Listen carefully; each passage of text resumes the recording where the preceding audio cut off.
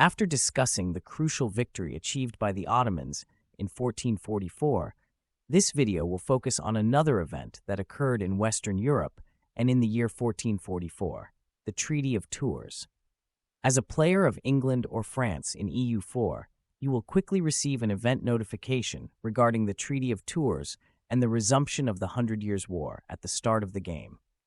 The Treaty of Tours and the culmination of the Hundred Years' War represent pivotal moments in European history that have shaped the trajectory of England and France. The Hundred Years' War, a series of conflicts waged from 1337 to 1453, profoundly shaped the course of European history. It was characterized by several intermittent phases of warfare, primarily between England and France, over claims to the French throne and territorial disputes. In the early 15th century, Europe was steeped in the smoke of war and the intrigues of power, with the Hundred Years' War between England and France experiencing numerous shifts, punctuated by brief truces and brutal battles. The conflict reignited in 1415 with a decisive English victory at Agincourt, bolstering England's military might and leading to an alliance with the Duchy of Burgundy to counter France. By 1420, the Treaty of Troyes forced the ailing French king Charles VI to recognize England's Henry IV as his heir, further consolidating this arrangement through Henry's marriage to Charles's daughter, Catherine de Valois. However, Charles VI's disinherited son, the Dauphin Charles, rejected this settlement and set up a rival regime in Bourges, known as the Kingdom of Bourges. Despite its initial weakness, this resistance led by the Dauphin grew stronger, especially after Joan of Arc inspired Charles VII to be crowned in Reims. The situation grew more complex after the deaths of Charles VI and Henry V in 1422, leaving their theoretically joint crown to the infant Henry VI of England. This union was largely unaccepted in France. The following years saw the strengthening of Charles VII's alliance with the Duke of Burgundy, solidified by the Treaty of Arras in 1435, which severely weakened English influence in France. Soon thereafter, English forces were compelled to withdraw from Paris, signaling a steady decline in their control over French territories. The Treaty of Tours was created in response to escalating tensions and hostilities that had exhausted both nations. It was a lengthy document, echoing through the halls with solemnity. Figures such as the Dukes of Burgundy and Bourbon, not merely signatories but symbols of hoped-for unity, emerged from the church arm in arm, walking into streets where festivities erupted and tables laden with bread and wine were set for the common folk, symbolizing shared relief and hope.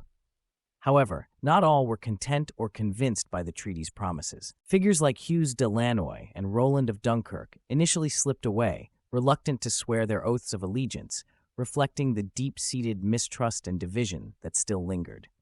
Meanwhile, John of Luxembourg openly defied the treaty, steadfast in his allegiance to England until his death.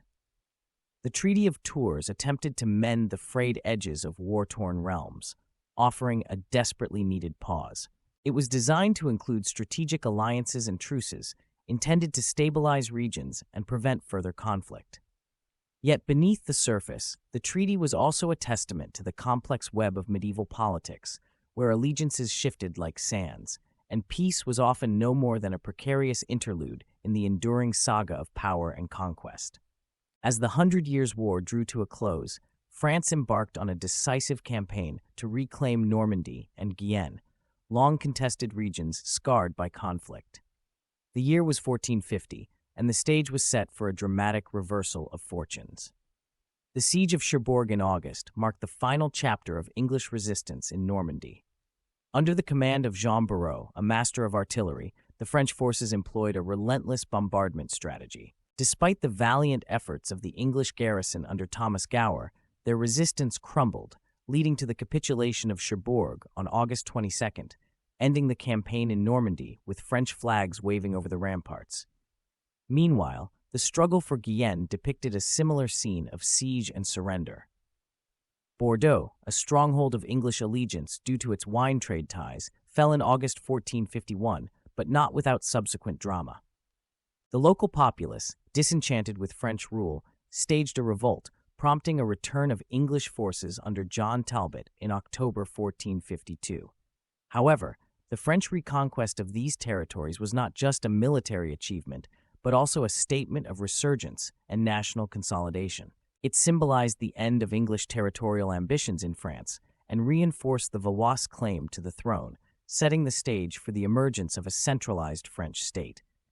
On July 17, 1453, the pivotal Battle of Castillon marked the definitive end of the Hundred Years' War. This battle showcased the devastating effectiveness of artillery in warfare. The Anglo-Gascon forces under John Talbot launched a surprise attack aiming to overwhelm the French defenses before they could fully deploy their artillery. Despite a bold assault, they were met with a hail of cannon fire that caused severe casualties. The French, resilient and well-prepared, managed to hold their ground, and their Breton reserves executed a flanking maneuver that caught Talbot's forces off guard.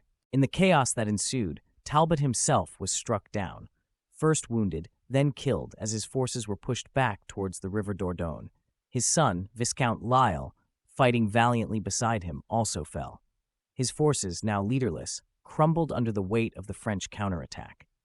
The retreat turned into a rout. Many soldiers drowned as they desperately tried to flee across the River Dordogne, while others were cut down or captured. In conclusion, the Treaty of Tours and the end of the Hundred Years' War reshaped the political landscape of Western Europe, facilitating the decline of English continental ambitions and paving the way for the ascendance of a centralized French state.